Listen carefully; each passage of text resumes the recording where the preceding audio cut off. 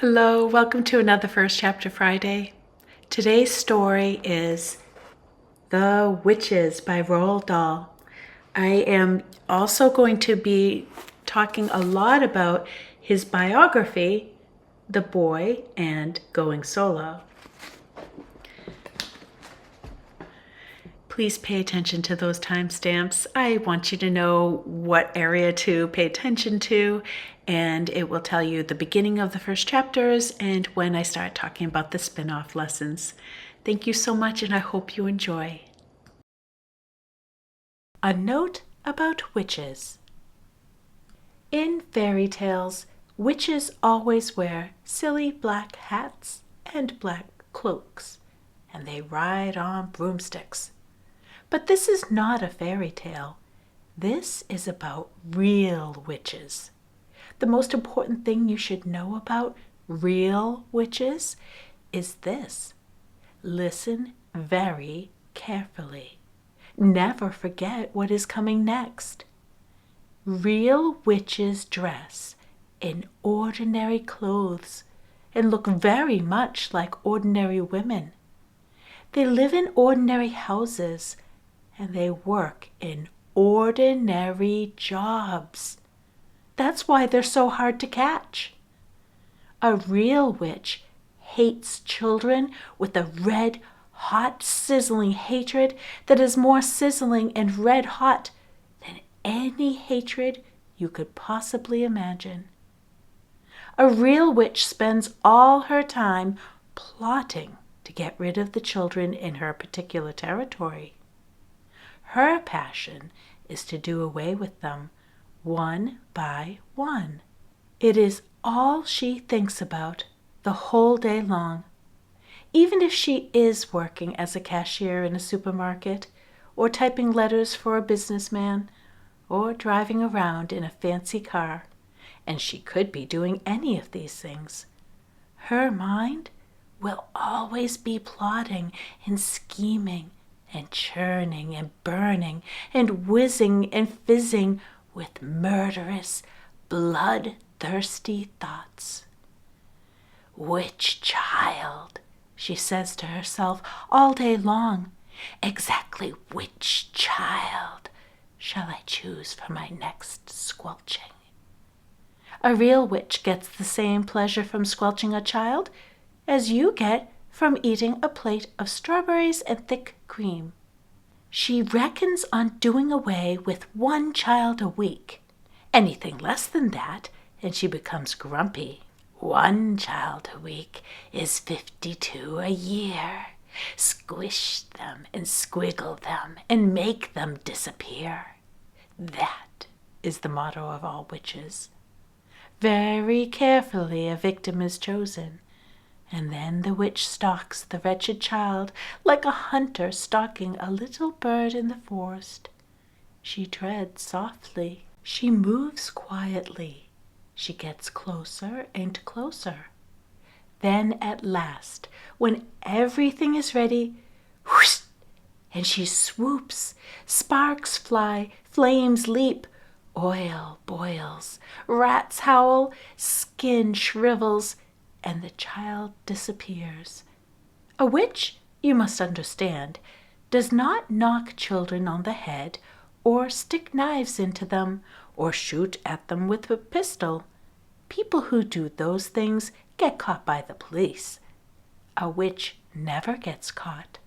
Don't forget that she has magic in her fingers and devilry dancing in her blood. She can make stones jump about like frogs, and she can make tongues of flame go flickering across the surface of the water. These magic powers are very frightening. Luckily, there are not a great number of real witches in the world today, but there's still quite enough to make you nervous. In England, there are probably about 100 of them altogether. Some countries have more, others have not quite so many. No country in the world is completely free from witches. A witch is always a woman. I do not wish to speak badly about women. Most women are lovely. But the fact remains that all witches are women. There's no such thing as a male witch. On the other hand, a ghoul is always a male. So indeed is a barghest. Both are dangerous, but neither of them is half as dangerous as a real witch. As far as children are concerned, a real witch is easily the most dangerous of all the living creatures on earth. What makes her doubly dangerous is the fact that she doesn't look dangerous. Even when you know all the secrets, you will hear about these in a minute, you can still never be quite sure whether it is a witch you are gazing at or just a kind lady. If a tiger were able to make himself look like a large dog with a waggy tail, you would probably go up and pat him on the head, and that would be the end of you. It is the same with witches. They all look like nice ladies. Kindly examine the picture opposite. Which lady is the witch? That is a difficult question, but it is one that every child must try to answer. For all you know, a witch might be living next door to you right now.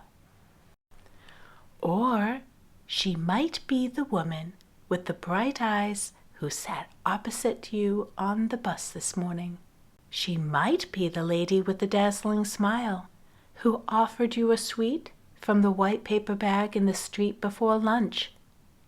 She might even, and this will make you jump, she might even be your lovely school teacher who is reading these words to you at this very moment.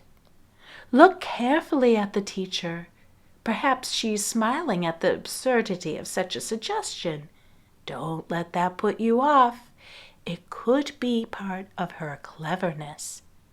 I am not, of course, telling you for 1 second that your teacher actually is a witch. All I'm saying is that she might be one. It's most unlikely, but, and here comes the big but, it is not impossible. Oh, if only there were a way of telling for sure whether a woman was a witch or not. Then we could round them all up and put them in the meat grinder. Unhappily, there is no such way, but there are a number of little signals that you can look out for, little quirky habits that all witches have in common.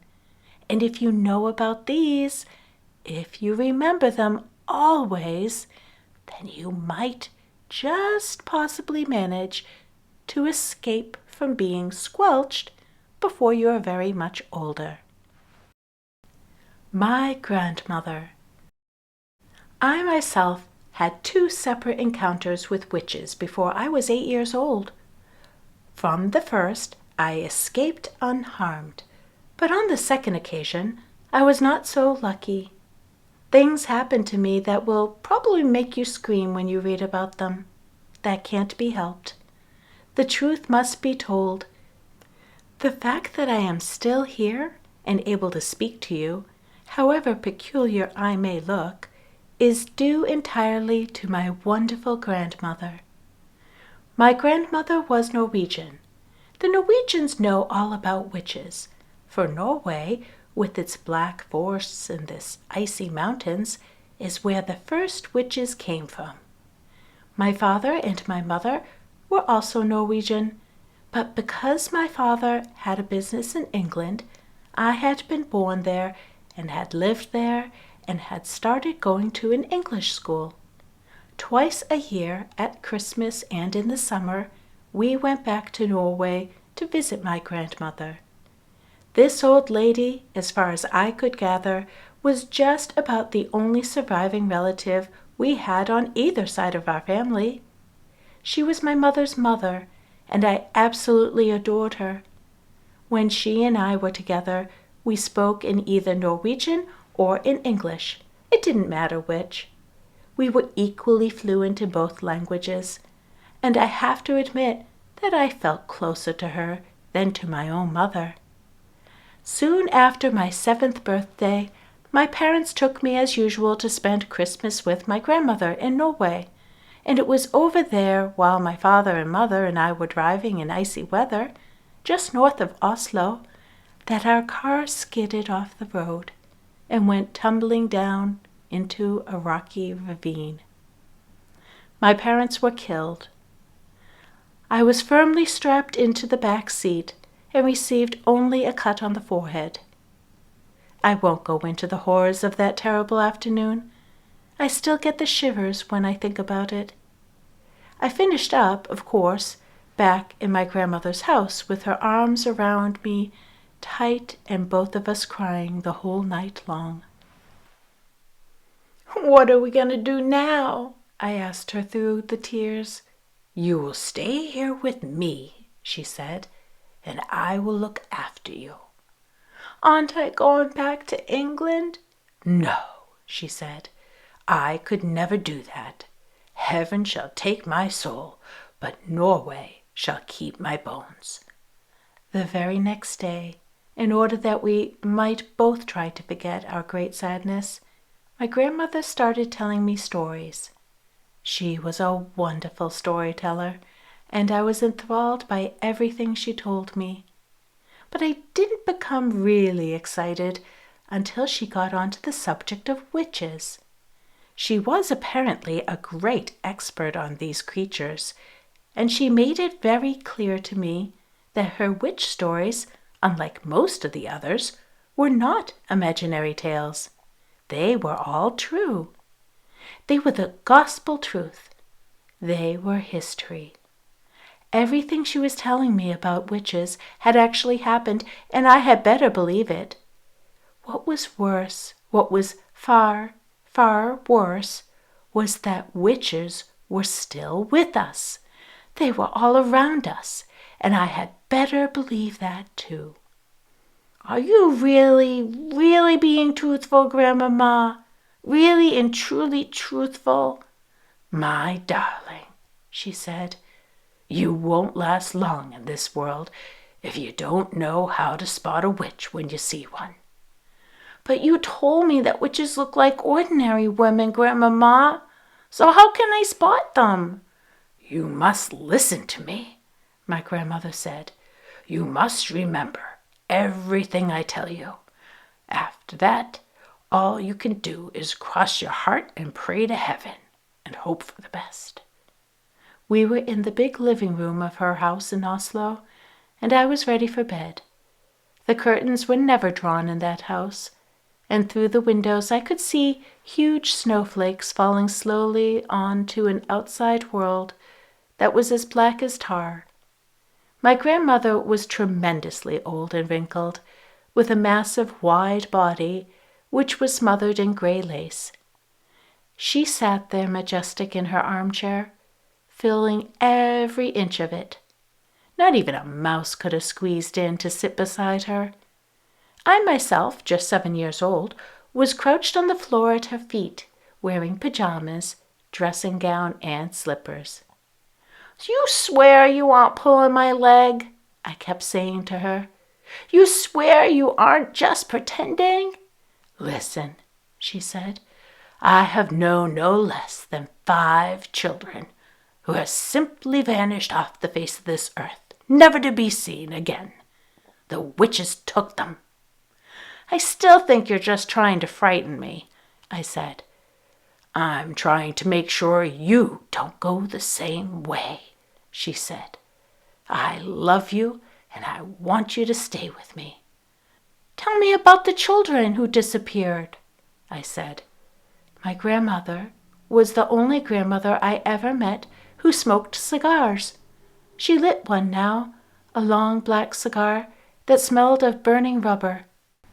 "The first child I knew who disappeared," she said, "was called Ragnhild Hansen.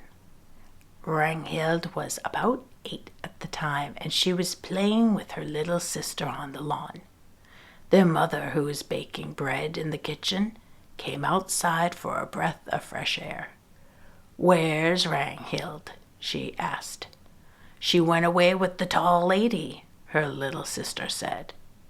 'What tall lady?' the mother said. "The tall lady in the white gloves," the little sister said. "She took Ragnhild by the hand and led her away. No one," my grandmother said, "ever saw Ragnhild again." "Didn't they search for her?" I asked. "They searched for miles around. Everyone in town helped, but they never found her." "What happened to the other 4 children?" I asked. "They vanished, just as Ragnhild did." "How, Grandmama? How did they vanish?" "In every case a strange lady was seen outside the house just before it happened." "But how did they vanish?" I asked. "The second one was very peculiar," my grandmother said. "There was a family called Christensen. They lived up on Holmenkollen, and they had an old oil painting in the living room, which they were very proud of. The painting showed some ducks in the yard outside a farmhouse. There were no people in the painting, just a flock of ducks on a grassy farmyard, and the farmhouse in the background. It was a very large painting and rather pretty. Well, one day their daughter, Solveig, came home from school eating an apple. She said a nice lady had given it to her on the street. The next morning, little Solveig was not in her bed. The parents searched everywhere, but they couldn't find her. Then all of a sudden, her father shouted, 'There she is! That's Solveig feeding the ducks.' He was pointing at the oil painting, and sure enough, Solveig was in it. She was standing in the farmyard in the act of throwing bread to the ducks out of a basket. The father rushed up to the painting and touched her, but that didn't help. She was simply a part of the painting, just a picture painted on the canvas." "Did you ever see that painting, Grandmama, with the little girl in it?" "Many times," my grandmother said. "And the peculiar thing was that the little Solveig kept changing her position in the picture. One day she would actually be inside the farmhouse, and you could see her face looking out the window. Another day she would be far over to the left with the duck in her arms." "Did you ever see her moving in the picture, Grandmama?" "No, nobody did. Wherever she was, whether outside feeding the ducks or inside looking out the window, she was always motionless, just a figure painted in oils. It was all very odd," my grandmother said. "Very odd indeed. And what was most odd of all was that as the years went by, she kept growing older in the picture. In 10 years, the small girl had become a young woman. In 30 years, she was middle-aged. Then all at once, 54 years after it happened, she disappeared from the picture altogether." "You mean she died?" I asked. "Who knows?" my grandmother said. "Some very mysterious things go on in the world of witches." "That's 2 you told me about," I said. "What happened to the 3rd one?" "The 3rd one was little Birgit Svensson," my grandmother said. "She lived just across the road from us. One day she started growing feathers all over her body. Within a month, she had turned into a large white chicken. Her parents kept her for years in a pen in the garden. She even laid eggs." "What color eggs?" I said. "Brown ones," my grandmother said. "Biggest eggs I've ever seen in my life. Her mother made omelets out of them. Delicious they were." I gazed up at my grandmother, who sat there like some ancient queen in her throne. Her eyes were misty gray, and they seemed to be looking at something many miles away. The cigar was the only real thing about her at the moment, and the smoke it made billowed out around her head in blue clouds. But the little girl who became a chicken didn't disappear, I said. No, not Birgit. She lived on for many years laying her brown eggs. You said all of them disappeared. I made a mistake, my grandmother said. I'm getting old. I can't remember everything. What happened to the fourth child? I asked.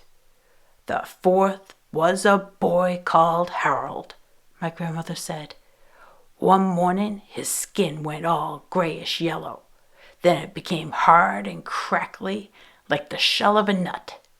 By evening, the boy had turned to stone. Stone? I said. You mean real stone? Granite, she said. I'll take you there to see him if you like. They still keep him in the house. He stands in the hall, a little stone statue. Visitors lean their umbrellas up against him. Although I was very young, I was not prepared to believe everything my grandmother told me, and yet she spoke with such conviction, with such utter seriousness, and with never a smile on her face or a twinkle in her eye, that I found myself beginning to wonder. Go on, Grandmama, I said. You told me there were 5 altogether. What happened to the last one? Would you like a puff of my cigar? She said. I'm only 7, Grandmama. I don't care what age you are, she said. You'll never catch a cold if you smoke cigars. What about number 5, Grandmama? Number 5, she said, chewing the end of her cigar as though it were a delicious asparagus, was rather an interesting case. A 9-year-old boy called Leif was on summer holidaying with his family on the fjord, and the whole family was picnicking and swimming off some rocks in one of those little islands. Young Leif dived into the water, and his father, who was watching him, noticed that he stayed under an unusually long time. When he came to the surface at last, he wasn't Leif anymore. What was he, Grandmama? He was a porpoise. He wasn't. He couldn't have been. He was a lovely young porpoise, she said, and as friendly as could be. Grandmama, I said. Yes, my darling. Did he really and truly turn into a porpoise? Absolutely, she said. I knew his mother well. She told me all about it. She told me how Leif the porpoise stayed with them all that afternoon, giving his brothers and sisters rides on his back. They had a wonderful time. Then he waved a flipper at them and swam away, never to be seen again.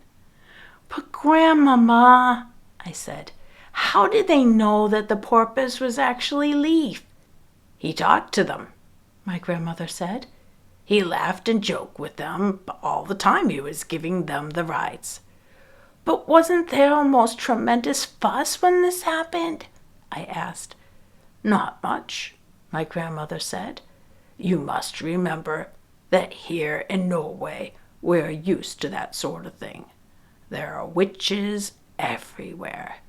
There's probably one living in our street this very moment. It's time you went to bed. A witch wouldn't come in through my window in the night, would she? I asked, quaking a little. No, my grandmother said. A witch would never do silly things like climbing up drain pipes or breaking into people's houses. You'll be quite safe in your bed. Come along, I'll tuck you in. A History of Witches. Okay, my history information came from The Extraordinary History of Witches by Hazel Atkinson, recommendation of my local librarians. And it basically said that witches have been around forever. They've been around since way before Christ, BC. We have the Jewish Talmud, the first 5 books of the Bible, Christian Bible as well.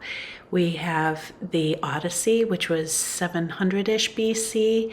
And then, of course, we start getting more modern times. There's the Black Plague gets blamed on witches. We have the Renaissance period. And then, of course, more modern times up to even the 1950s, where Wicca was a religion that was founded. The thing that I also noted is that the witches show up in every culture. So oral mythologies, written, there's always a name for a witch. It could be in Russia, Baba Yaga. It could be the green teeth of the Celtic version of witch. There's just tons. It's like everyone owns their own bad guy witch. A new thing's happening though in more modern time, where we are seeing a lot of plays and movies and books now where the witch is not a bad guy, but more sympathetic character, more morally gray. You see Wicked, the play that's based on the book by Gregory Maguire. You see it in Maleficent. The evil stepmother witch of Snow White is now having her own point of view story. And it is probably for a purpose. Don't know what that is. Biography of a Boy. Roald Dahl wrote this fantastic autobiography. This is the beginning here. The boy is his earlier life, and then going solo is his adult life. Both are fantastic. If you had to read just one, I would pick The Boy. And why it's important is so many of his stories are based on his own actual experiences, the people in his life, the settings where he lived, and it just really influenced him in his storytelling. This one story I'm going to recount is very clearly influencing the witches. And that was when Roald Dahl was only 9 years old. He and his mates would walk to school in Wales, and they would pass by a sweet shop. When they would pass by it, they would get yelled at, and they, enjoyed though. They kept going back. Well, one of the mates, his name was Thwaite, his father was a doctor, and that doctor was kind of a naughty storyteller himself. He told the children don't go near those sweets or don't buy them, they're bad for you. Instead, he said that they were made out of disgusting things. My favorite one was he said that all the rat catchers would gather up the rats that had been eating rat poison, and they brought them to the sweet shop where they would put them in a cauldron and mush them up and grind the bones, and then they would form them into the licorice that was for sale at the sweet shop. The boys would be all ears. They were like, oh my gosh. And then the dad said, don't you eat them. Don't you eat them or you're going to get ratitis. And the boys are like, oh no. And then the dad would say, and I should know, I'm a doctor. So he even added the authority of being a doctor to his tale. And the boys would be like, well, what happens if we get ratitis? And he would say, oh, you just get really long, sharp teeth. And then you get this weird bulge right above your bum. It's a stubby tail. And the boys would be like, oh, all freaked out. So that doctor gave the idea to Roald Dahl when he was an adult to write the story of the witches. And as you read more of this book, you will see just how much that influenced the story. There are so many of the stories that are like that in the book, in this autobiography. There's just even in that short story, in the sweet shop, there's gobstoppers, which of course are going to be in the Charlie and the Chocolate Factory. We see a character of the nasty shop lady over and over again, that older authoritarian gross lady, like in Matilda, the teacher, the principal, Miss Trunchbull, and just many more. So If you want to be a good author, then you want to tell the stories based on what you knew. And if you want to be a good reader, you should go back to the author's story and see what influenced them. Witches in fairy tales. All right, the importance of fairy tales and the witches that are in them. I grew up with the tales from the Brothers Grimm, and that is a compilation of all these fairy tales from all over Europe and some other countries that tell us about mishaps, mostly that the people get in. Children often are the main characters, and it's very black and white, just the way a child is and thinks when they're much younger. And by listening to these stories, a child can, in a way, synthesize the lessons. So there's a story, for instance, of Hansel and Gretel, the story of Rapunzel. There's the story of not Snow White, but something similar. And in all of them, there's a witch. Now, the witch doesn't right off the bat present themselves as someone evil. It's something that the child learns through the story, that even if they are being sweet and offering you candy and stuff, you should be cautious. And a child can take that lesson, and when they're out on the street and someone offers them candy, hopefully remember something like, oh, I might need to be cautious, because that didn't go so well for Hansel and Gretel. So there's that. It helps them be empathetic as well. When you hear the story that the brother and sister story, that they are deeply troubled when their sibling is gone, it might make the person hearing it understand how valuable their siblings are to them. Also, in this book, The Uses of Enchantment, The Meaning and Importance of Fairy Tales, I learned that there's a lot of psychology and tests that have been done, and what they found with fairy tales is that, first of all, children are not just these sweet little packages with only pure and happy ideas in their minds. They are little beings that have destructive natures. They have anxieties and anger as well.